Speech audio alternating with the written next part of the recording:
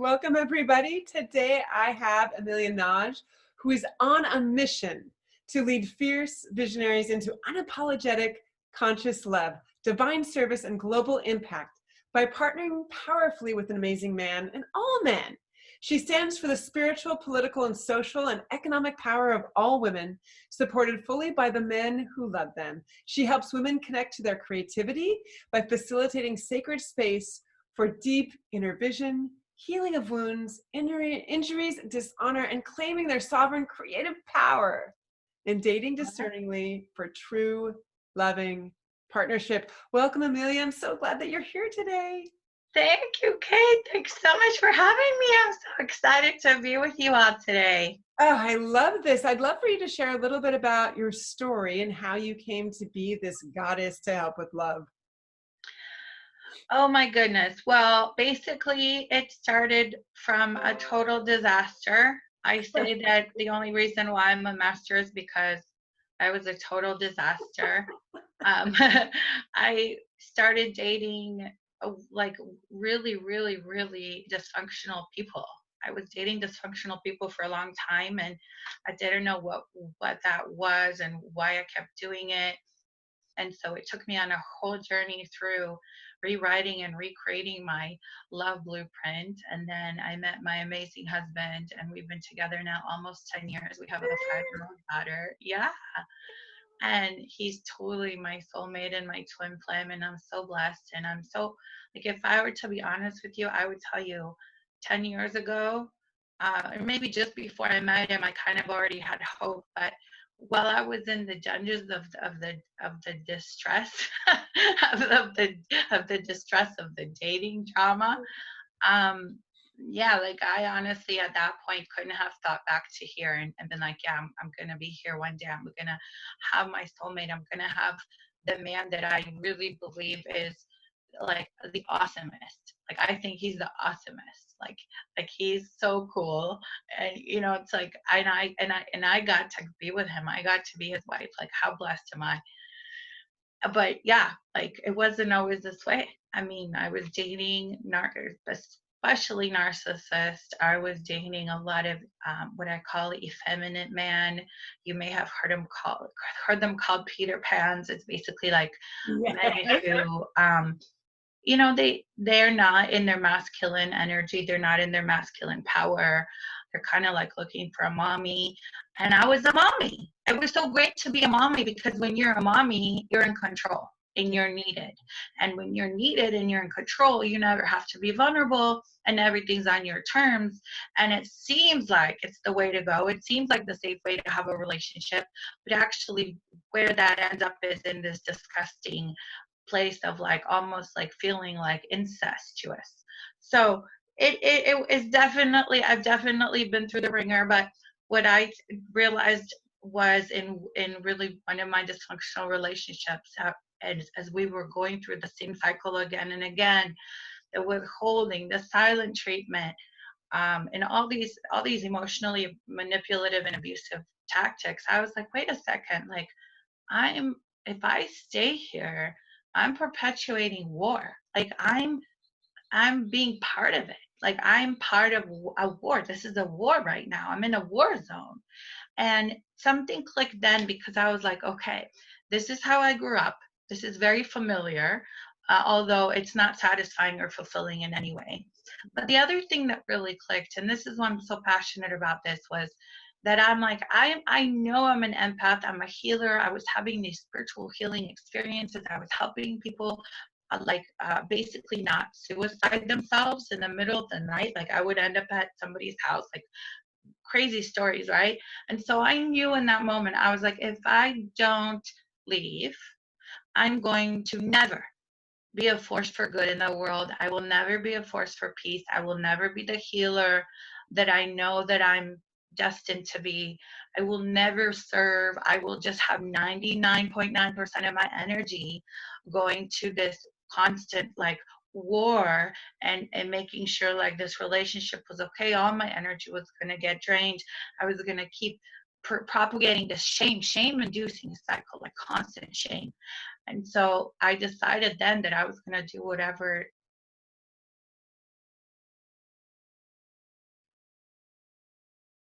it takes to get out. So that's my story. Oh my goodness, that's incredible. And I know women can relate who are listening, and like so many of our experts and myself included, where we had to have that experience to say, gosh, we don't want anybody else to go through the pain we did. And it's where we are so committed to this, where there's an earnest, authentic truth to us, creating this love over war, love over fear, right? Yes. So I love it. I know that you have some tips and tools around a woman healing and reclaiming her confidence, her feminine confidence, and how to tap into that, and how to really get empowered from heartbreak instead of letting it just take us into that downward shame spiral and hate spiral that can happen. Yes, it's such a common thing. It's so, first of all, that's like, you're not alone if that's where you are and if that's what's going on. And just because I like to be a little bit goofy, I like to say, like, yeah, like with this guy that I'm sharing how I left and I blah blah blah and I reclaimed my life. Yes, I did. Okay, I did. But what I didn't say is that in between that then and now, occasionally I'd wake up in his bed and have no clue how I got there. I would have no idea how I got there, right? So I'm not saying it's easy. I'm not saying it's like any of that, right? Like, I have so been there. And you make some choices that maybe you look back and say, okay, maybe that wasn't the best choice, but that's how we learn, and we don't beat ourselves up over it. Yeah. Yeah. And so it's really, really important to have this sort of commitment, or if you want to call it a wake up, or if you want to call it just a moment of truth, where it's like you see it for what it is. You see what's happening. You see what you're doing. You see how you're participating and propagating the cycle. Like, you have to see it. And whether it's you see it right now, or whether it's you're starting to see it but you don't really want to, you're only seeing it with one eye, like whatever it is, that moment is so important. That moment of truth is so important. And sometimes it takes a coach, sometimes it takes a really bad experience, sometimes it takes your sister, your best friend. So you definitely need that sense of sort of like hitting a wall. And that's where the shame unfortunately hits too, because it's like, well, that's what the gravity of the choices that we've been making hits us, right? And so, yeah, like Kate, like you said, the important thing is not to think that there's anything wrong. There's not wrong. That's a good thing. If that's happening, that's like the first step to the rest of your life. Yeah. So the goal is to embrace that. And I know it's hard. It's hard not to go down the shame spiral. And I'll share some tips, but just know that it's normal. It's normal to go down the shame spiral. It's normal to hit that wall. And it's normal to just be like in this place of like, holy shit, like nothing works, like nothing is working. Yes. And to know there's hope, and that you have power to not stay there, because that's the risk, right? Is to Yes. stay sort of in this tide pool of that spot and never get out of it. But there's still flow and motion. There's still opportunity. And I know you have some tools, some tips to help us get out of playing small in love, how to live bigger, and maybe how can we even start looking out and getting out of that spot? Exactly. Yeah. So the first thing is, when you find yourself in that spot, celebrate. Celebrate, because it is the first day to the rest of your life. Like, I know it sounds so counterintuitive, it sounds so crazy, but do it. Celebrate. Go get a massage. Be like, this is the most horrible it will ever be. Or call your girlfriend, be like, let's go for coffee, because this is the most horrible it will ever be. From here on forward, I choose to face this and look at this, but really, the deep practice that we need to learn, that I know has completely changed my life, is forgiveness. And everyone talks about forgiveness, and I used to hate forgiveness because it just sounds so taboo. And it's like, when you've gone through so much abuse and you've gone through so much trauma, and then someone comes and tells you like, oh, we'll just forgive them, it's so demeaning in a way. It's so belittling it, and it's not the path for everyone. So just know that, like, in my course of working with narcissistic abuse since 2015, I've been leading groups here in San Diego and online, and working with these emotional abuse patterns that people have to overcome in order to really show up powerfully in love. Is that the forgiveness is, I'm going to talk about it differently than I've heard it talked about, and I'm going to give you my piece around it. It's being willing to let yourself off the hook. Willing to let yourself off the hook. And so it's not about anybody else. It's about, are you willing to give yourself a new slate? Are you willing to let yourself off the hook? Because start there. Because a lot of people tell me, how can I forgive so-and-so? I'll never forgive them. And I don't understand why anybody would want me after what's happened to me. But the reality is, until we learn self-forgiveness, until we learn to let ourselves off the hook, until we learn to restore ourselves from our falls and our failures that we all have as humans, until we glean that wisdom, which is some of the tools that we teach, I'm sure a lot of us coaches work on this, is you can't forgive anybody else. You can't forgive anybody else until you learn how to forgive yourself. And so the main thing, just take this piece now, which is, can you let yourself off the hook? Like, as horrible as it is and as bad as it is. And the other piece about that is, forgiveness is not something that is, we can't earn it and we can't deserve it. And we live in a world that's transactional, and that's not the realm of fierce and apologetic, powerful love, which I'll talk about. The realm of that kind of love is the realm of giving and receiving. Yes. Not the realm of earning and deserving, right? And so just to know that, I'm going to give you that little nugget. What would it be like if you weren't earning and deserving and compensating? What would it be like if you were in the realm of giving and receiving? And when it comes to forgiveness, it's a gift. It's a gift that we give ourselves. We can't earn it and we can't deserve it. We can't deserve it. We can't deserve it because we're essentially letting ourselves off the hook. And from my point of view, it is a magical, transformational miracle when we can have the wisdom and the willingness to let ourselves off the hook. And so those are my three things: the wisdom and the willingness. It's not an earning and deserving, compensating equation. It doesn't live in that realm of reality.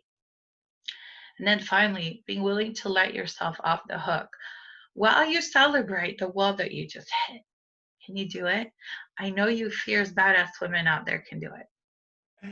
I love this. I love this. This is just the beginning. And it's that awareness and connection with you and intimacy with yourself and self-empathy, self-compassion, self-love. Because if you want those things in a relationship, you have to give that to yourself first. And we're all human. And I know so many women here have lived in superhuman realms, whether that's just the story they created to cope and how they become, if they're recovering perfectionists or perfectionists like I used to be, that you get to be human, beautifully human, messy human, and that's okay. And something maybe we didn't think was okay for most of our lives. And relationship, right? Yeah, a lot of us deal with that. And again, that's in that transactional realm. Yeah. We're trying to earn, because by being perfect, we think we'll earn love, we'll earn acceptance, we'll earn. And, I have to say while we're here, Kate, that like, you're so not alone in this, and you're so not unique in this, because you guys, this is by design. Yes. Like, look at our society, look at our social culture, look at our understanding of what has value, like how we give value. I love this example, so I'm going to give it. Yeah. I was walking in the airport in San Diego, and I read there were these beautiful tapestries, and they were woven by different tribes. And what I read is that in those tribes, the way that a mom encourages a son to find a wife is by the quality of the tapestry that she makes. It has nothing to do with how she looks or if she's skinny, or if she's pretty. Like, it has to do with the quality of her work, which is a reflection of someone's values. I think is how we create something, how we interact with our creativity, right? And so how beautiful is it that in that culture, that's how they value themselves. They didn't value themselves based on how they performed, although you could look at it as performance, but I don't think of it that way. I think of it as their ability to craft, their ability to create. It's their essence, it's their beingness. Yes. Which is, yes. because when you're in a creative moment, it's about the now. There's no moments before or after. If you ever lose yourself in song or painting or sewing or quilting, whatever, you lose track of time. And that's what those women are doing, being very present. So I think it's about the essence of your presence, reflected in what you created. I love that. Now, I know you also have some great tips about how to be a smart dater, and how when you are a smart dater, you do finish first, not last, because I know feel like they finish last. Smart daters finish first. They never get past that, first or second date, and how they can attract quality men when they end up feeling that they're drawing lots of men that are not correct fits for them.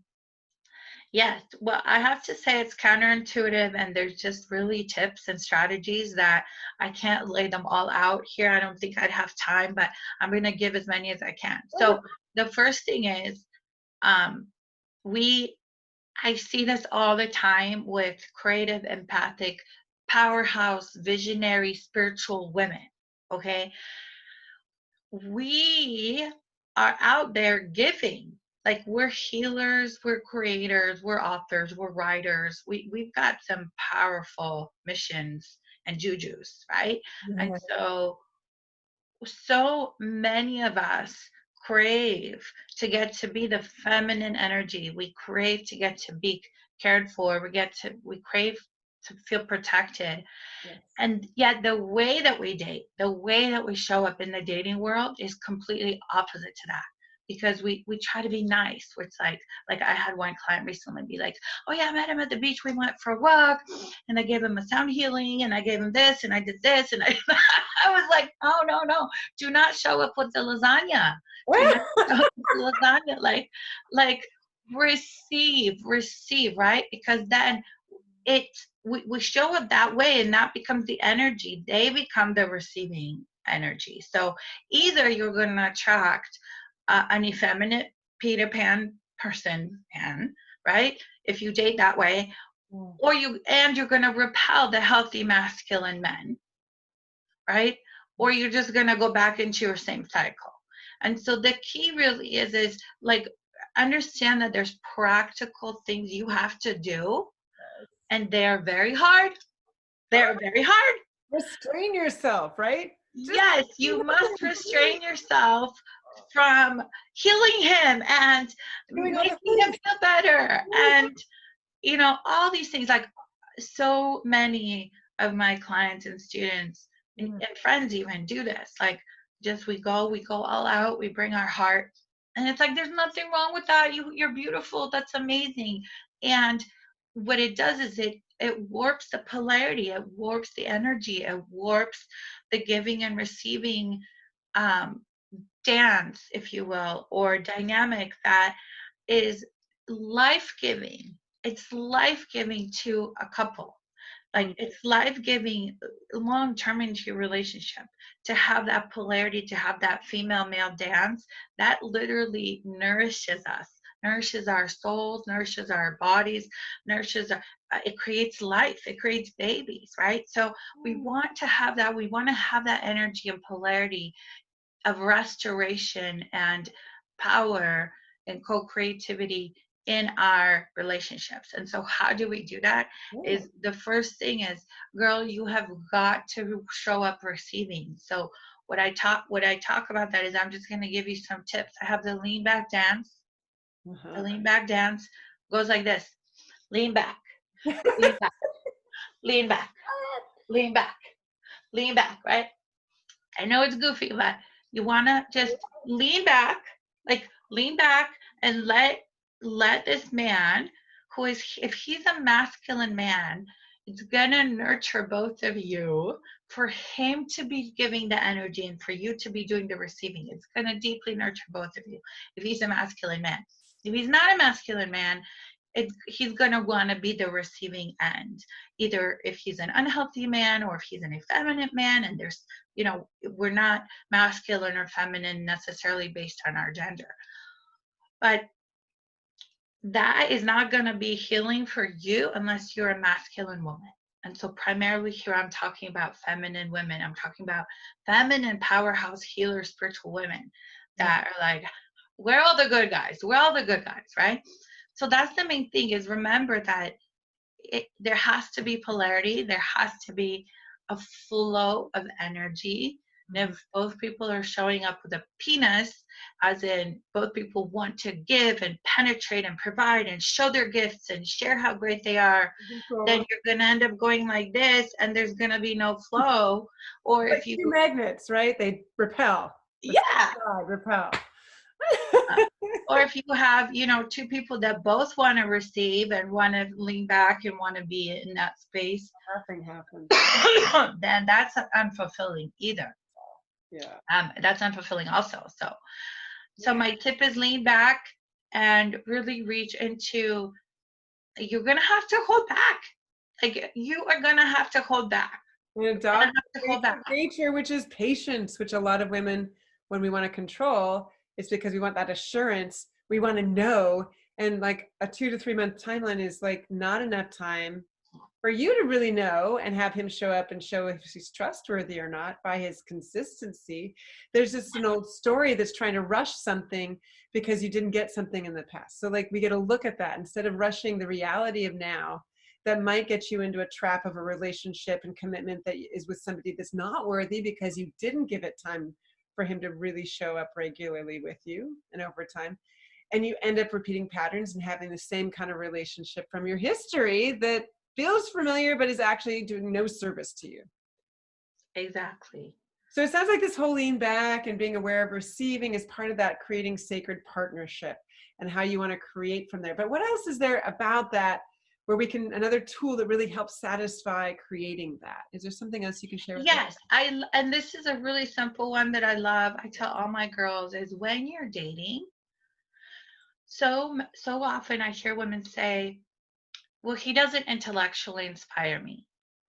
Or it's like, well, I don't know, I was bored. I wasn't mentally stimulated.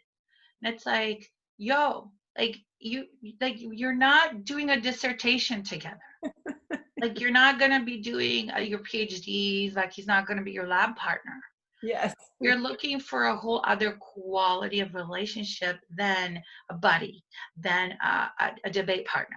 Yes. You're looking for a protector, provider. And I know guys don't like to hear that, but it's the truth. And it's why you're not satisfied with, it's why you guys complain later. Like, if you show up in your masculine, you're going to scare those men away because they don't want to have to fight you. They don't want to fight you. Have that in the regular way. Yeah. So my thing is, notice that. Like, notice, are you in your mind? Because if you're in your mind, it's totally, it's not going anywhere good, I promise. You want to be in your body. You want to be in your body. You want to be breathing. You want to be sensing. And that's how you can stay in your feminine. That's how you can stay in your receptive, is to listen, to learn. Listen to learn. Don't listen, disagree, or agree. Do I agree with what he's saying? Do I disagree? No, don't listen with that filter. Listen with the filter to learn. What am I learning about him now? I wonder what his opinions are telling me about his values. Let me take a breath and lean back and try that on and see, how does it feel to be in his presence? Oh, feels good. I feel like he's got the energy around me. Like, I feel like he's watching the door somehow, even though he's got his eyes on me. Like, there's this sense of like, he's providing and protecting on an energetic level, right? And you'll never, ever see that or feel that or experience that if you're up here. Nope. And you will never have sacred partnership without that, because you need that energy flow. You need that polarity. Yes. So that's my other tip, is lean back, breathe, listen to learn, right? Like, not to agree, but just listen to learn, observe how does this feel? What is he telling me? What am I learning about him? Do I like what he's telling me? How does what he's saying feel? How does what he's saying feel is key. Not, does this make sense or how does this fit on my list? But how do I feel with him when he says that? So So precious. So precious. much simpler, but also challenge if you've not tapped into that. So you just get to practice and get comfortable with being a little uncomfortable, because we know the reason why you're here is because the things that you've had and tried are not getting you what you want now. So these tips and tools are to help you shift and into this greater authentic feminine confidence Yeah. that's there. You just, maybe it's been dormant and you get to wake up. It's in all of you. It's in all of you. Yes. I know that you have a wonderful gift that you'd like to share with everybody. Yes, I have a checklist. Wonderful. It's how to pick the right guy.